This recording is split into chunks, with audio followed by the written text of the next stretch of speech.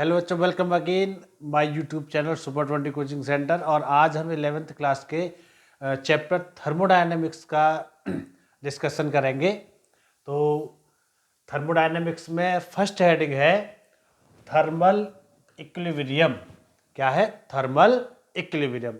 तो सबसे पहले हम ये समझेंगे कि थर्मोडायनेमिक्स का मतलब क्या है। थर्मोडायनामिक,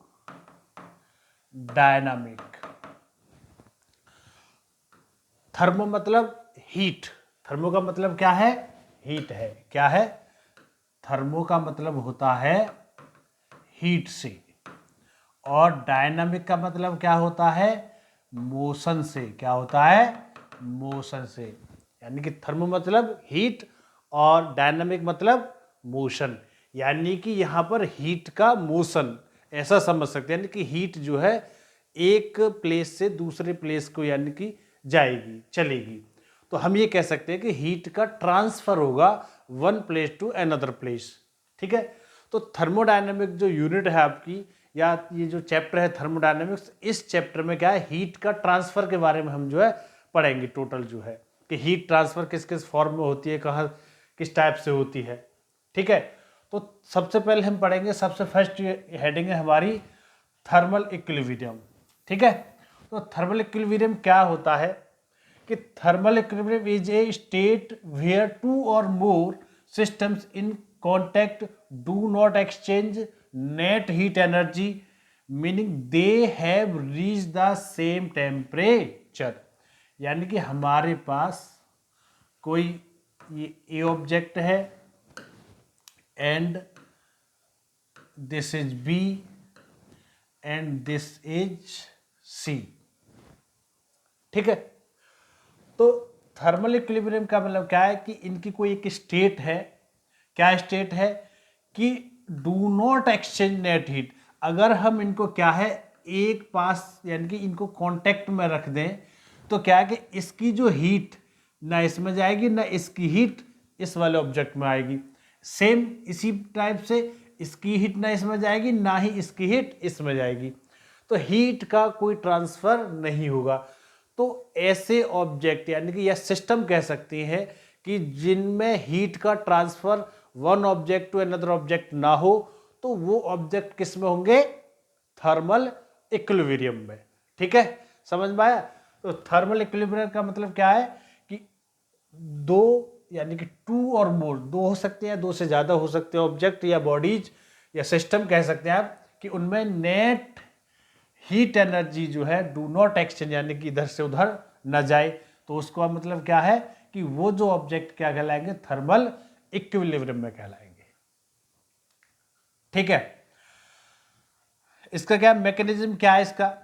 कि when object at different temperatures are in contact molecules with higher kinetic energy, hotter object collide with those of lower kinetic energy, colder object, transferring energy until the average kinetic energy and thus the temperature is equalized।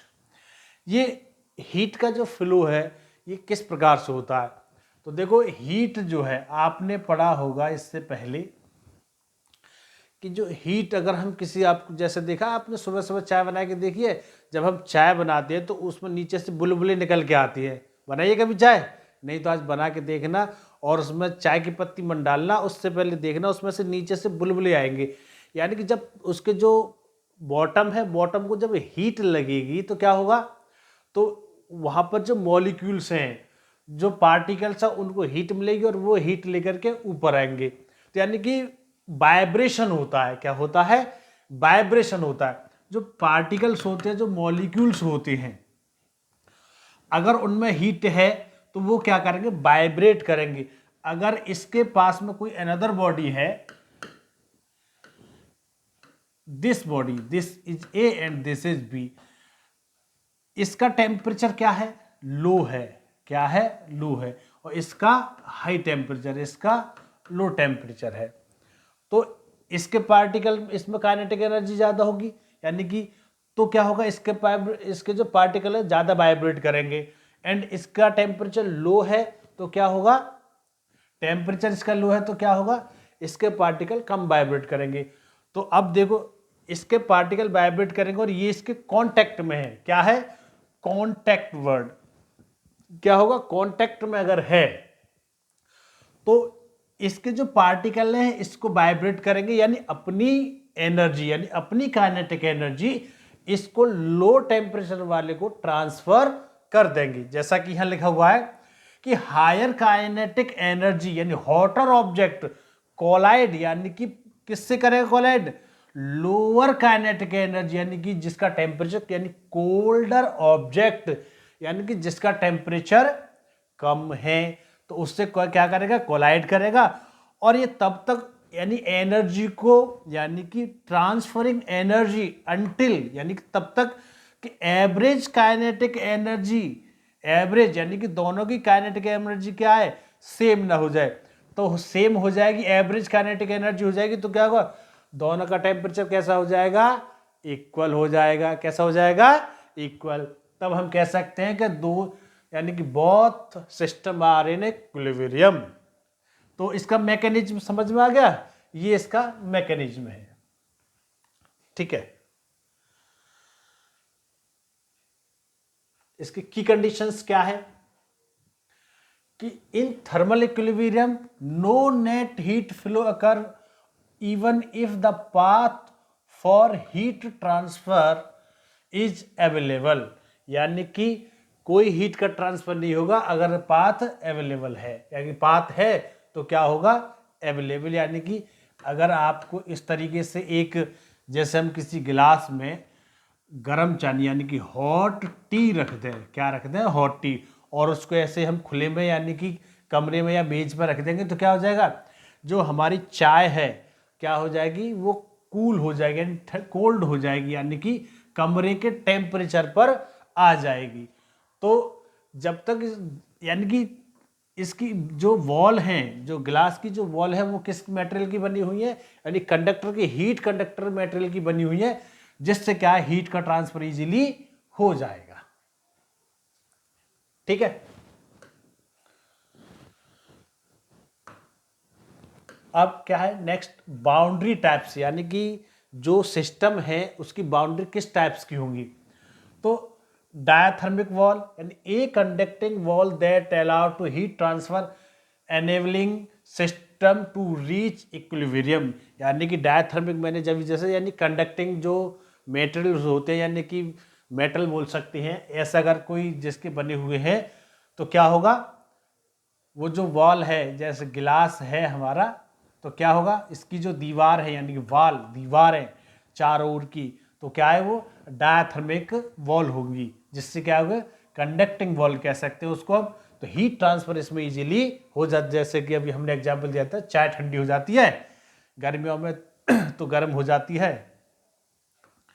Adiabatic wall, an insulating wall that prevents heat transfer allowing system to remain at different temperatures indefinitely, यानी कि adiabatic walls क्या होती है, यानी कि एक ऐसा system होता है जो आइसोलेटेड कह सकते हैं हम इस सिस्टम को, कि ये अदर जो इसके सराउंडिंग से क्या है, इंसुलेटेड वॉल, यानी कि जो वॉल हैं वो किसकी होते हैं, इंसुलेटिंग। इंसुलेटर देखा आपने कैसा होता है, इंसुलेटर क्या किसे बोलते हैं, यानी कि इंसुलेटर होता है जिसमें हीट कंडक्टिंग नहीं होती है, ना ही इलेक्ट्रिसिटी कंडक्ट होती है, तो हम उसको क्या बोलते हैं, इंसुलेटर बोलते हैं, ठीक है।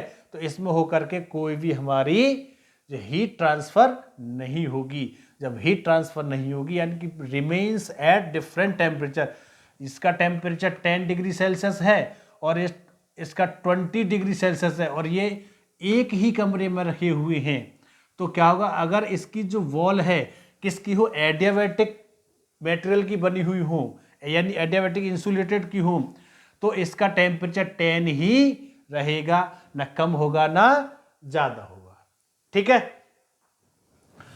इसी इक्विलिब्रियम पर आधारित है, बेस्ड है हमारा जीरोथ लॉ ऑफ थर्मोडायनामिक्स, ठीक है, जीरोथ लॉ ऑफ थर्मोडायनामिक्स। तो जीरोथ लॉ ऑफ थर्मोडायनामिक्स क्या है, तो ये किसने दिया था, राफेल एच फॉलर ने दिया था 1930s में, ठीक है।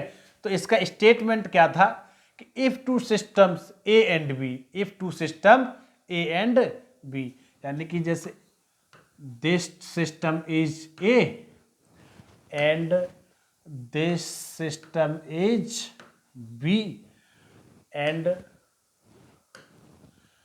This system is C,